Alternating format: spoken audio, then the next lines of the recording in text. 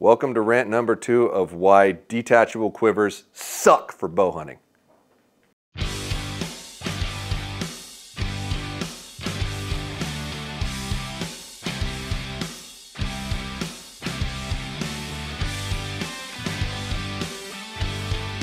Give me an energy drink. No. No one needs to give him an energy drink. Don't listen to that. Hello and welcome back to the YouTube channel. MFJJ here with PodiumArcher.com, passing my opinion along to you in a relatively passionate way because I hate this concept. Detachable quivers suck for bow hunting, and I'm going to tell you why. Most traditional detachable quivers are not balanced to the bow at all, which is why you want to take them off. Every time someone gets an opportunity, they take it off, they set it down.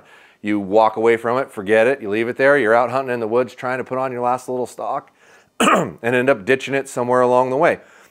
That sucks. Two, if you leave it on your bow when you fire it, now this is not every detachable quiver, but it's most of them, they're loud and they're noisy because of their attachment system. And I'm going to pick on this entry-level one right here. This bracket here holds this on, comes off like that. So when you stick an arrow in one of these things, grab a arrow, here you go.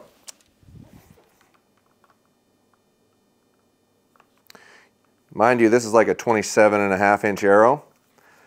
There is more than half of the arrow hanging out the bottom. That is a vibration point. As you load these in here and you shoot with them in there, they vibrate like crazy. It's part of why you want to take it off.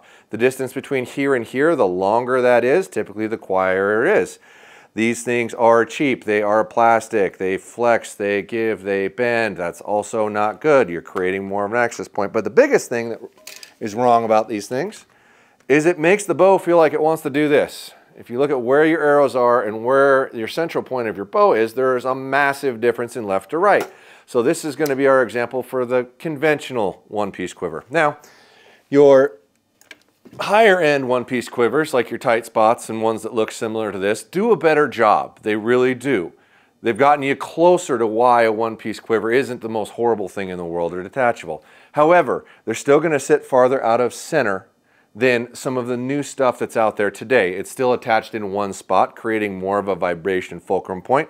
Now this has the distance spread way away. So this quiver is actually relatively quiet on your bow and doesn't feel as unbalanced. And when you look at it, it's a lot tighter. It brings it in, I move them in as far as I can this direction so it doesn't do this, to where this is not horrible to leave on your bow when you're firing it. This is actually going to be a lot more accurate. Part of the reason why you want to keep your quiver on your bow is because it's heavier. A heavier bow is more accurate, and if you're going to carry it with you anyway, why not put it on your bow where it's actually going to make you shoot better if it's balanced correctly, i.e. moving your stabilizer over or shooting a dual stabilizer system with sidebars to when you let go of the bow, it doesn't do this. If you let go of your bow and it rolls to your right, your bow is out of balance and your bow is not set up correctly to perform at its optimum level. Now, I would like to really commend Hoyt and Matthews at this point for re-releasing really cool low-profile quivers into their integrated systems. And I can show you a couple of those and why these things are better. One, there's an infinite amount of adjustability on this quiver to move it in or out, so you can get it as tight as humanly possible with great levels of clearance.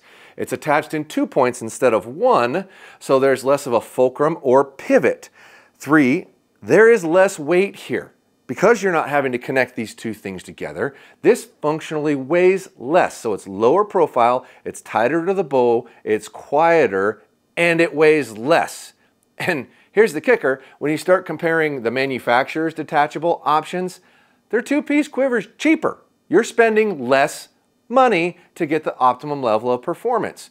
So, and everybody's detachable, even Hoyt's and Matthews, well, I shouldn't say Hoyt's because theirs sits at the same height of profile, but Matthews' detachable one-piece low pro quiver, which is super popular and really nice, sits about 1/4 inch to 3/8 of an inch away farther from the bow than their two-piece quiver. So you're still pushing your quiver farther away from the bow, hence why I want a two-piece low-profile quiver if the manufacturer makes a good low tight one. So there's so many advantages to this.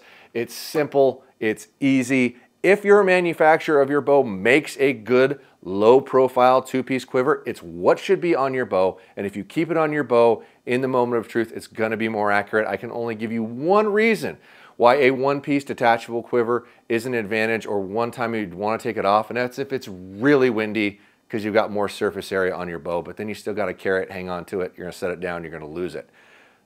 One-piece detachable quivers suck for bow hunting. I'm out.